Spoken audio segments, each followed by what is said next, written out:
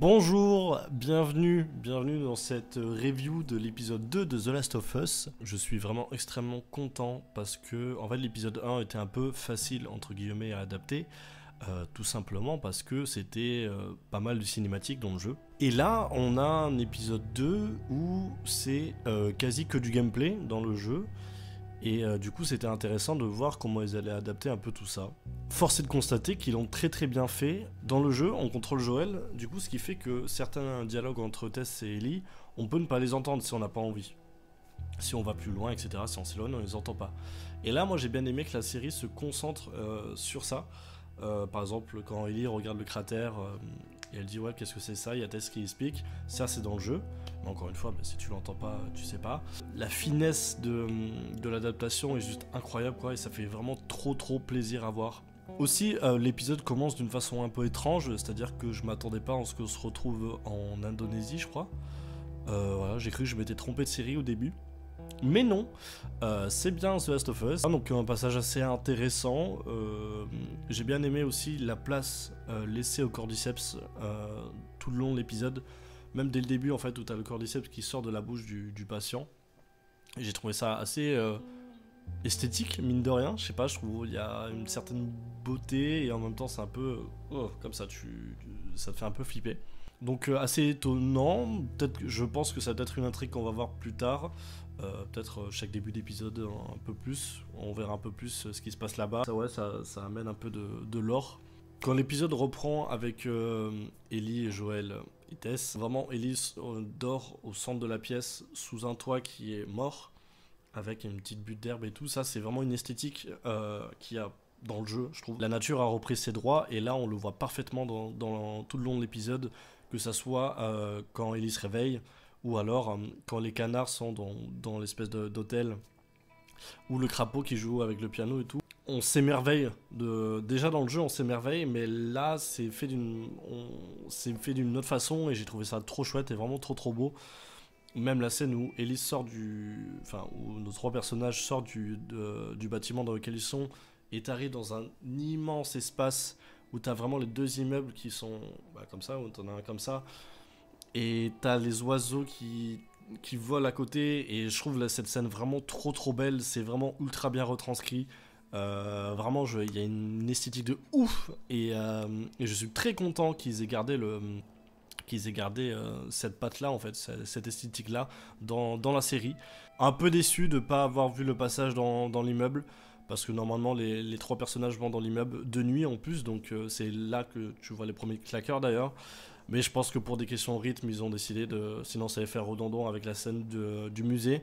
Donc je pense que c'est pour ça qu'ils ont coupé court, mais j'ai trouvé ça un peu dommage. La scène dans le musée est vraiment ultra prenante, je trouve. Vraiment, elle fait trop flipper. D'ailleurs, l'idée que tous les infectés soient liés entre eux via le cordyceps parce qu'il y a des espèces de racines sous terre, je suis sûr que ça a été une idée de base du jeu qu'ils ont abandonné parce que ça va être trop chiant, mais c'est quasi sûr que c'était une idée du jeu. Le fait de taper sur la racine pour voir si c'est sec et tout. Non, ça sent l'idée de jeu de base qu'ils ont dû abandonner. J'ai adoré le fait qu'on voit pas les claqueurs sont là, mais on les voit pas directement. On les voit derrière une vitre, ils sont un peu cachés. Et tu les entends, le bruit fait flipper, il doit faire aucun bruit. Et tu le vois à travers la vitre, mais tu l'aperçois pas vraiment. Et t'en as un deuxième qui se ramène, et j'ai trouvé ça trop chouette en fait de pas nous les montrer en mode gros plan, ça c'est les claqueurs, voilà ils sont comme ça, flippés quoi. J'ai bien aimé que ça se passe de manière assez naturelle. Et aussi le fait que la caméra change de point de vue. On voit le point de vue de Joel qui se prend un claqueur, puis après ça change, on suit Tess et Ellie, et après on voit Joel qui se bat de l'autre côté de la pièce, et j'ai trouvé ça trop cool en fait. Ça prouve vraiment que c'est un peu un bordel et qu'il faut suivre en fait. Et aussi, ce que j'ai adoré, c'est que en fait, ça fait peur. C'est que ça fait flipper, tu peux mourir à n'importe quel moment. Et là dans le jeu, c'est le principe d'un jeu vidéo, tu peux recommencer, sauf si tu fais le mode survival, mais bon voilà. Mais là, tu peux mourir à n'importe quel putain d'instant. Le fait de pas faire de bruit, de pas marcher sur les lianes, tout ça, mais ça fait flipper, ça rajoute vraiment une dimension de ouais, enfin vraiment on peut crever. Tu peux crever. Et la preuve, c'est que Tess n'a pas survécu premier claqueur de son aventure. Elle est dead, et même Ellie se fait mordre, et ça d'ailleurs ce n'est pas dans le jeu, elle se fait mordre une deuxième fois.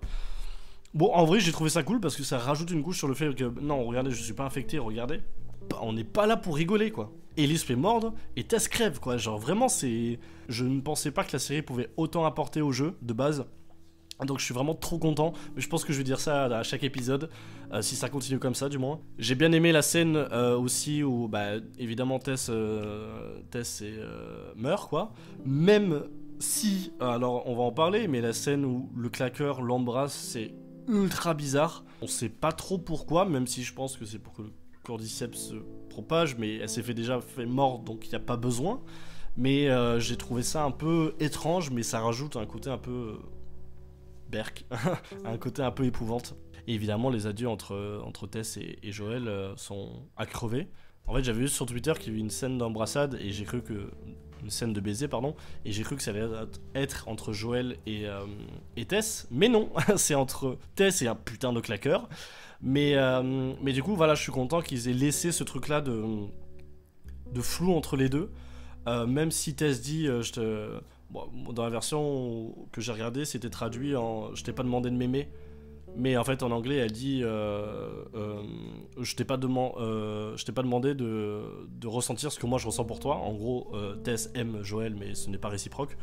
Donc ouais, j'ai bien aimé ce truc-là. Au final, les persos, il y a eu une espèce d'ambiguïté entre les deux, mais c'est plus Tess et Joël qui a fait « niet ». Je pense pour pas souffrir. Parce que c'est vraiment typiquement le genre de Joël de pas s'impliquer dans des relations ou quoi que ce soit. Il y a qu'à voir quand il quitte Tess, quand il voit Tess pour la dernière fois quoi. C'est pas des adieux larmoyants et tout. C'est vraiment d'un coup on se casse et salut. Et j'ai trouvé ça chouette parce que c'est ça dans le jeu. Et encore là, j'ai trouvé dans la série c'est plus sur le moment quoi. C'est vraiment Ellie viens on se casse quoi. On prend tes affaires on se casse. Donc non, je suis vraiment très très content de ce deuxième épisode. Ça annonce du très très très lourd. Bella Ramsey du coup c'est qui joue Ellie. Ce deuxième épisode confirme mes impressions sur son interprétation d'Ellie. Vraiment la scène où elle est dans l'hôtel et elle fait Van oui bonjour je voudrais une chambre et tout. Il me semble que c'est dans le jeu. Dans le jeu ils vont dans un hôtel à un moment. Et il y a à peu près le même dialogue. Mais là j'ai trouvé ça trop bien, l'intonation, le jeu de rôle que joue Ellie en mode oui je voudrais une chambre et tout, c'est typiquement Ellie dans le jeu. Et je trouve que Bella Ramsey le fait super bien, donc je suis vraiment trop content. Vraiment trop content de tout, en fait tout simplement. Les claqueurs sont géniaux, vraiment les claqueurs sont vraiment trop beaux, ils font flipper quoi, vraiment trop flipper. Même si j'ai trouvé à un moment, il y a un claqueur dans le musée qui se déplace un peu bizarrement, qu'il est censé courir, on dirait qu'il va pas vite, et t'as le mouvement de caméra qui fait van en mode ouais il va vite mais non, donc j'ai trouvé ça un peu étrange, mais bon on verra par la suite. Mais après je suis trop content parce qu'ils sont vraiment trop bien faits, ils font trop flipper, le cordyceps c'est élégant, tout en faisant peur, donc ça je suis très content, c'est réel. Vraiment la ville, il y a plein de détails, c'est vraiment comme dans le jeu, les bâtiments, le musée, je crois qu'il doit être vraiment comme dans le jeu. Et encore, je me demande si, j'habite pas à Boston, mais je pense que les gens qui habitent là-bas doivent péter un plomb. Si c'est vraiment ultra réaliste, ils doivent adorer voir ça, parce que c'est vraiment leur ville. Donc ils doivent comparer et tout, ça doit être génial à voir. Mais j'ai trouvé que sur certaines scènes, à l'extérieur notamment, c'est des effets spéciaux qui font... trop réaliste, je sais pas comment dire, j'arrive vraiment pas, mais j'ai trouvé ça un peu bizarre. Bon, bref, j'ai trouvé la ville un peu bizarre, mais on verra par la suite. Si les gens voient ce que je veux dire, mettez-le en commentaire, n'est-ce pas?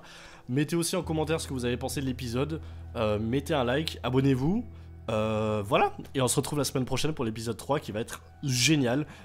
J'ai trop hâte, on se voit bientôt à l'épisode 3, bisous tout le monde.